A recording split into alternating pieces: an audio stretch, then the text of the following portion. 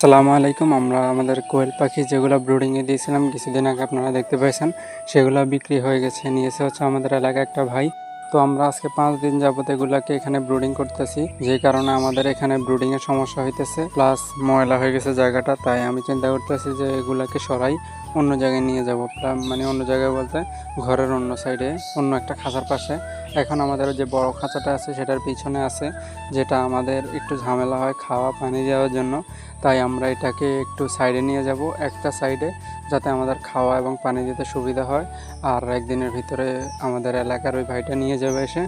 ওর সাথে কথা হয়েছে যে ও 7 দিনের বাচ্চা নেবে। তো আমার কাছে 7 দিন ব্রুডিং করা লাগবে।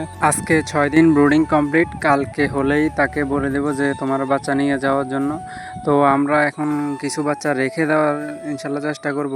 ও 50 পিস নেবে, এখানে 70 পিস আছে। তো আমরা কিছু বাচ্চা যেহেতু পালবো, সেহেতু আমাদের ব্রুডিংটা অন্য জায়গায় নিতেই হবে।